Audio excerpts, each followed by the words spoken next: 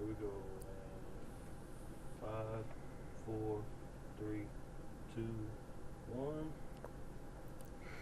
Hello and welcome to Shaka Extra Time. I am Paul Ndiho, and joining me on Shaka Extra Time live on Facebook is Shaka Sali himself. Hello, Shaka. Hello, Paul. How are you? Hugely terrific. I like your shirt. Thank you so much. As a matter of fact, you can't believe how many compliments I've been receiving in this building today for this particular shirt. You are one guy who can pull off interesting shirts like that. I love it. I don't know about pulling off that kind of stuff, but look, this is authentic Ghanaian kente cloth, woven. This is not an imitation from China or anywhere. This is the real deal, the real thing, my man. Well, let me welcome all our Facebook followers watching us from around the world. Shaka Extra Time is a place where you get to ask real questions and talk to Shaka himself. Once again, Shaka, we are back at it. Let's go straight away to Uganda. Things are heating up. The debate on lifting the age limit is ruffling a lot of feathers. Your take on it? Why is it raging? I mean, let's face it, supporters of removing the age limit say that it is a discrimination. You'd be discriminating against people who are 75 and above. And in some way, they have a point. The only difference, frankly, is that they probably have to look at other situations also where that standard can also be applied.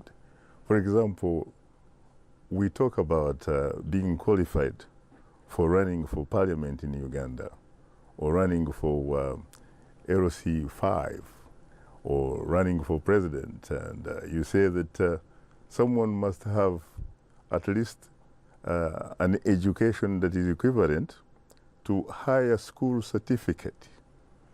These are sort of 13 years of education in Uganda, is that correct? Yes. Or its equivalent. Can you imagine how many people in Uganda are disfranchised on that particular basis? And yet that seems not really be a big deal. Why should people be having a school certificate or HSC in order to represent their constituents? It should probably be an issue of character, of integrity, and of communication, really. Not a piece of paper speaking a foreign language. But Shaka, maybe let me push back on that. The framers of the Ugandan constitution looked at it and probably looked at some other areas, and they say that maybe perhaps at 75 somebody is ready to get to retire, and they're already tired. In Uganda's particular case, you have a very young population. Almost 75% of them are 35 and under. A lot of these young people look up to the current leaders. They say, you know what, when is our time coming? What's going on here? Why should the Parliament of Uganda, yes, they have that responsibility, they can amend the constitution. Why should they lift the term limits, maybe perhaps to benefit one person? I have news for you, Paul.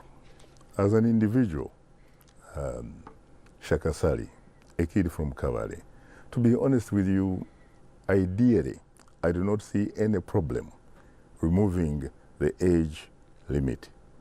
My problem rather here is that this is a movement that is designed to benefit an individual or someone really. But if it were to be a matter of principle, I do not have any problem, because let's face it, we do not have that sort of age limit here, for example, in the United States of America. Nor do we have anything like that in the United Kingdom. And these are people who were our colonial masters, so to speak. There are some individuals, to be honest with you, who can perform remarkably beyond the age of 75.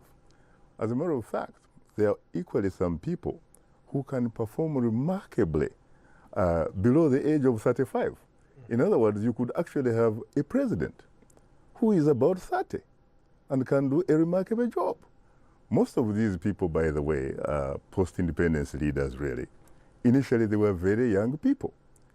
Even when you read history very, very closely, and you look at some of these so-called discoverers, explorers, you look at people like, for example, Sir John Cecil Rhodes, a man who personally owned a country called Rhodesia, for example. He was a very, very young man, but he did remarkable things.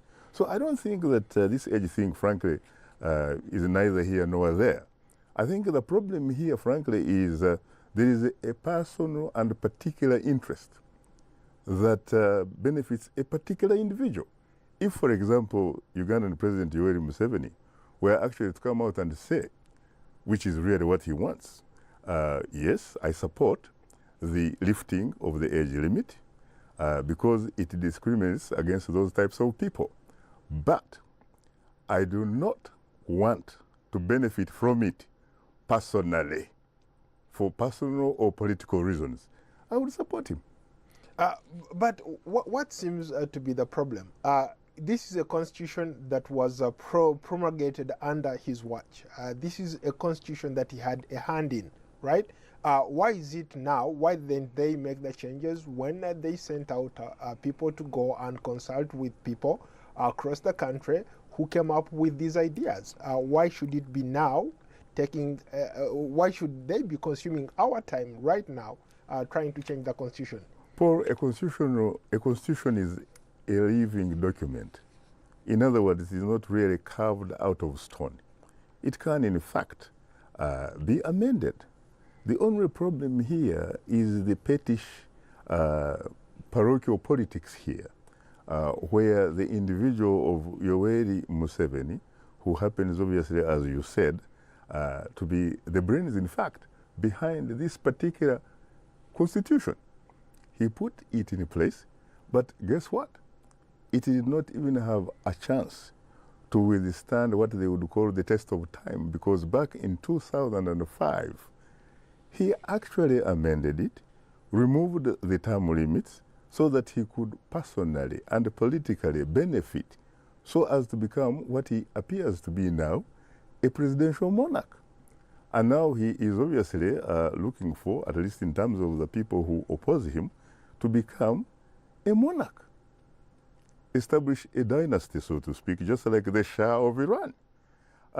The problem, frankly, here is that, let's face it, he must be probably very insecure. He probably, in the last 31 or so years, probably that position, you see, can give you opportunities to commit some crimes. And as a matter of fact, when you look at the tenure that Yoweri Museveni has been in the State House in Entebbe, you can imagine a lot of things have happened. And since then, there is the ICC elephant in the room. The Rome Statute came into being in 2002. So if you committed crimes against humanity or something after 2002, you are subject to be taken to The Hague.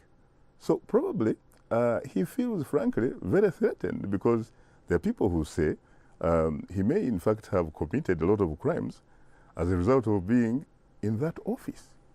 The question is, why does he, in fact, want simply to remain president so that he can probably continue enjoying the presidential immunity? But you know what? The ICC does not, in fact, recognize immunity. Shaka, I wanted to go back to a point you made earlier, and you've previously talked about it. You said, in principle, you support this whole thing. The open thing. Yes. Yes. You want people to be able to run even after 75 years of age. Fine, if in right? fact they are In capable principle. of doing so, yeah. Yeah. But in this particular case, this whole thing, this whole debate, the reason it has generated a lot of interest, it seems to be revolving around one person. Precisely. Let's take an example of the retirement age in Uganda. It used to be 65, but lately it has been going down and down, right? You have so many able people who would otherwise be doing a lot of stuff, but they have been forced out to retire because the law requires that they retire. You've had some judges, you've had people who work for the government or who are in civil service forced to retire. Why is it about just the presidents? Why can't they lift the age limit for every single person who is interested, who still has the energy to work. You have a point, Paul. There's no question about it, and there's no way, frankly, that I could possibly argue against that. Yes, it should not only be limited to the person owning, holding the office of the president. It should be an open thing so that it can also impact or affect those people who happen to be public servants, who happen to be judges. But then again, you can't probably put them in the same category, because being a president requires a lot, really, than simply being a judge or simply being a permanent secretary, for that matter, and all that kind of stuff. Because a president, my friend, when you're talking about a president, Uganda has probably a population estimated between 35 to 40 million human beings. It means the president of Uganda is actually carrying those millions of people on his back. So it's not a very simple job, my friend.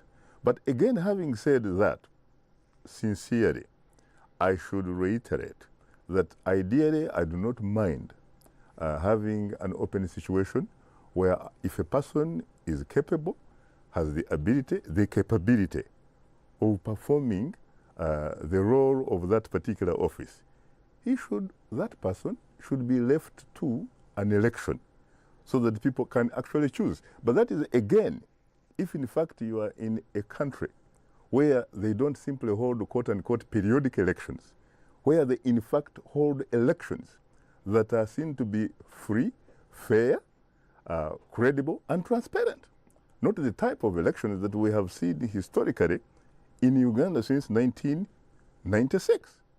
Shaka, I know you are one of those fierce critics of President Yoweri Museveni. No, I am not a fierce critic of President Yoweri Museveni. So, I am probably a critic of some of his policies, or what he does or he doesn't do. okay, can not you the look person in that, of President Yoweri Museveni. okay, can you look in that camera and say that in principle you support the lifting of you support what the parliament is trying to do to lift the age limit for the president, but because of the way they are trying to do it to benefit one person, you don't support it? No, but you see, why should I in fact look in the camera and talk to him about it? Because let's face it, he is old enough, he is much older than me, he is mature enough to know what I'm talking about. And frankly, in fairness to him, he is entitled to seeing things differently. He is entitled, for example, in fact, to want to be a king, if he so desires. It is up to the other Ugandans, really, the Anites of the world and what have you, who are trying to essentially change the political constitutional goalposts. Not so much that President Museveni actually remains president, because he's already president. He's a very rich man. He has so many things, frankly, going for him. It is because these Anites see him as a corporation. They see him as a corporation. So as long as he stays in State House, they retain their position as ministers. So they continue to have, for example, free airtime on telephone paid for by the taxpayers' money, free petrol or gasoline, driver and everything. They just live like royalty. That's the reason, really, they are trying to have this president. Not that he is not interested either, because I have not heard him publicly say he is not interested. No. As a matter of fact, he's a very smart man. He's been talking about how that issue can only be resolved by the members of parliament. He supports the Constitution. The reason he says he supports the Constitution, because he knows clearly that the Constitution is a living document. It can be amended, and he can benefit from it. Why doesn't he, in fact, come up publicly if he's not interested in having that document being changed so that he can benefit from it? Because let's face it, that document has been mutilated. It is not the same type of document that you saw being promulgated back in 1995 when you were still in Uganda. This thing has actually ceased to be a constitution. It has almost become what some people call a personal or movement manifesto. It's not a constitution. Yeah, Shaka, before we go to the comments, why are young people and some opposition leaders really finding it very hard to buy into this whole lifting of the age limit? It is very simple, Paul, because let's face it, first of all, as far as they are concerned, this president has reached a point where he does not seem to be adding value. He is not, for example, growing the economy. He is not, for example, growing jobs.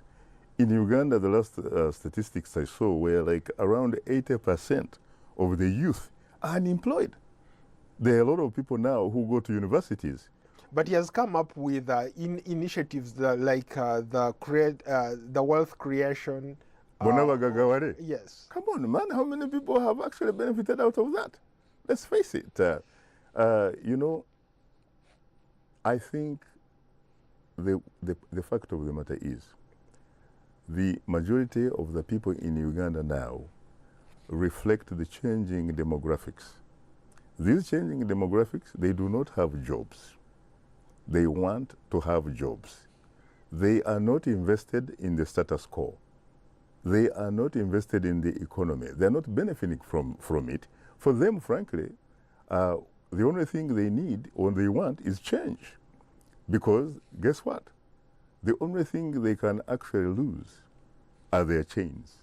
They do not have anything else to lose. They are not Anite, who will lose the free air type that I was talking about. They are not Anite and her colleagues who will be losing the free petrol or gasoline. You could add Abiriga, the guy who is Abiriga, yeah, the guy who's at the center of this. the guy who apparently did something untoward outside the Ministry of Finance. I saw pictures of a whole honorable MP actually helping himself right on the side of the road, And of with course, a bodyguard paid for by the taxpayers' money standing right by him, watching over him. and he was hiding behind what appeared to be a yellow Volkswagen. Yeah, interesting. So Shaka, let's go to the comments. And by the way, I'm sorry to say this, but looking at not only the young people, the religious people, of course, have said that this should be a matter for referendum. I don't even know why they think about the referendum, because let's face it, they know who conducts the referendum. They know who conducts the last elections. And they know that the results of the referendum or the elections do not necessarily become the reflections of the will of the people or the voters, but rather the will of the individual who announces the results, or the will of the people, in fact, who count the vote. Actually, in fairness to that, I think this particular issue of lifting the age limiter is provided for by the Constitution and Honorary Parliament. They don't have to go to a referendum to have this kind of amendment in the Constitution. Yeah, but you don't really have to hide under the Constitution. You don't have to hide under legalisms when the situation calls for a political solution. If people have been demonstrating all over the country, for example, people are making noise. There is a student, for example, who was killed at your alma mater, at Makerere University last week, I think I read. And they have been, in fact, arresting very important people, including the mayor of Kampala, the Lord Mayor, outside of his house. And today people fought, the members They of fought Parliament. in the Parliament itself. Yeah. And then if you are talking about a president, frankly, who is supposed to be the, they call it the fountain of honor. If you are the fountain of honor, honestly, you have to step up to the plate and be in charge and make sure that you are a head of state, meaning you are in fact a leader of all the people in Uganda, not necessarily those who support you or those who are part of your political party or movement. Let's face it. Yeah. So let's go very quickly to some comments here. Precious More from Uganda, she asks, what's your take on the proposed amendment to extend the presidential term age limit? But I have already talked about that, really. I mean, let's face it. I told you that ideally I have no problem with that issue. But given the current circumstances, I honestly think no one should touch it.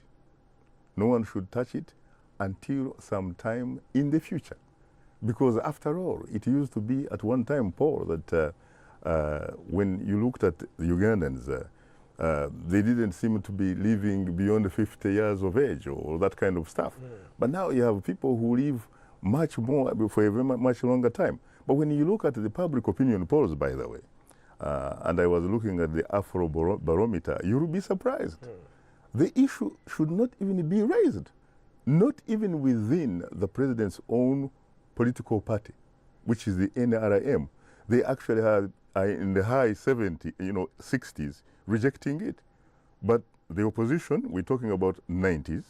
When you talk about women, low 70s, men, upper 70s. So in fact, almost the country, for that matter, frankly, does not even want to discuss the issue. Okay, another commenter from Uganda, Greens Kansime. What's your personal assessment of the politics currently in Uganda? Are we on the right path, or we are headed to something unknown territory? Let's face it, not until we first of all agree on the modus operandi, on how we are going to be governing ourselves, and how we are going to be planning, and how we are going to be developing our country or society, can we even talk about whether we are on the right track? For example, in the last 15 years, we have had elections which are described, frankly, as periodic elections, but whose results, for example, leaves a lot to be desired, because there is empirical evidence, or incontrovertible evidence for that matter, not liable to falter, that the results of those elections, as a matter of fact, have not reflected the will of the people, have actually been reflecting the will of the individuals that announce the results. So we can't even ask a question like whether we are on the right track. No question about it. We are not on the right track. This is the situation, frankly, where, let's face it, the president appears to, like to appear like a Democrat and what have you. But in fact, when we talk about the political reality, his primary political base is made up of the military, of the security forces. That's why he occasionally dons military fatigues himself and a gun across his chest to intimidate people. Yeah, there are a lot of people who have made comparisons to what happened today in Parliament, to what happened on Tuesday last week in Parliament, to the likes of what happened in 1966, what they called the Pigeonhole Constitution. Do you see any similarities? Well, in a sense, you see, at the time, of course, Obote happened to be the executive prime minister, head of government, but not head of state. The head of state used to be also the king of Buganda, Sir Edward Mutesa II. Obote sent the military, which in fact he was not supposed to be in command of. But a man called Colonel Idi Amin Dada took his orders, went, attacked the palace of the Buganda king, who also happened to be the president of Uganda and the commander-in-chief of the Uganda Armed Forces. But frankly, he didn't have much power, very much ceremonial. And when he overthrew the Kabaka of Buganda, who happened to be prime minister, he decided to merge the positions of the president, who was head of state, and the position of prime minister, who was head of government, executive prime minister, and became the president, almost like an emperor. And then, of course, he had a Godfrey Binaisa, who happened to be his attorney general, who was a Muganda himself, but frankly, his credentials, from what I remember, and I knew him very, very intimately, was a very nationalist type of politician, and in fact, you could even say Pan-Africanist. But he was, in a sense, put under pressure, where he had to mutilate the constitution, write it, change it, for the benefit of then Prime Minister Dr. Apollo Milton Obote. Then they put the copies of that mutilated constitution into the pigeonholes or letter boxes of the members of parliament. And it was also at a time, by the way, when the military came in the front, really, to dictate what type of politics you had. And eventually, the MPs were actually pressured, intimidated into signing something they probably didn't even read. And of course, then Uganda became a republic, so to speak, and you had a prime minister merging the two positions, the prime minister and the president, and becoming a presidential monarch. until, of course, he was overthrown by a man who had helped him to become that, who was then Major General Idi Amin Dada in 1971. So are you saying that there is perhaps a possibility of a military coup somewhere along the way? I am not aware of that unless if you have more details about that, you could speak to that. But how do you talk about a coup when you have a gentleman who has really been very, very, I think, very smart at managing the Uganda People's Defense Forces, which in fact he actually calls my army, and he also calls the budget and what have you my money, and he also calls the oil which still is in the soil my oil. He seems to be very comfortable in charge. Yeah, we have time for maybe one more comment. There is an interesting thought here from one Twesi J. James. He wants to know, seeing as what Zimbabwe has gone through with the old man, President Robert Mugabe, what lessons can Ugandans learn from Mugabe's long time in office, and his efforts towards development of peace and stability in his country? You know, he seems to imply that Uganda is along the same path. Yeah, but I think that a symbols of stability. Yeah, maybe there are some aspects where you could say there are some similarities, but let's face it, like him or dislike him, President Robert Gabriel Mugabe, a man, by the way, who has 7 degrees, talking about HSC. This man is a founding leader of Zimbabwe when it became independent on April 18, 1980. So he's in a different kind of like a class. But I frankly don't think that that is one aspect that we have to borrow as a country from Zimbabwe. So we are running out of time. Tomorrow, what are you talking about on Straight Talk Africa? Tomorrow is going to be a very interesting program in the sense that it is going to involve you and I. It's probably going to be an extended version of Shaka Extra Time, because it will be looking at a recent trip that took us to 3 countries, DRC, Zambia and Tanzania, and we're looking at essentially what you would call democratic transitions in Africa. So we'll be sharing that kind of experience and probably telling our people that we discovered, unfortunately, that it looks like the democratic space looks increasingly shrinking. Interesting. Before we go, what are your thoughts on what's really happening in Uganda? Should people just sit by and watch, or maybe it's about time people voice their opinions on how they feel about what's going on? I think they should, of course, not only voice their opinions, but assert their constitutional rights, their inalienable rights, their birthrights, as a matter of fact, because, in fact, this is the time when the Ugandans have an opportunity to demonstrate whether, in fact, they are citizens, meaning they owe allegiance to the state, not to an individual, and which means they have actually constitutional rights, or whether they are subjects, meaning they owe allegiance to an individual authority who would be like an emperor, a dictator, a presidential monarch, and in which case they have no constitutional rights, but rather privileges which are granted to them in turn by that very individual authority. So it's up to Ugandans now to demonstrate that they are indeed citizens and they can clearly tell us what they want. Museveni knows exactly what he wants. Interesting. Shaka, we look forward that maybe another edition of Shaka Extra Time next week. Thank you all for watching. And once again, Shaka.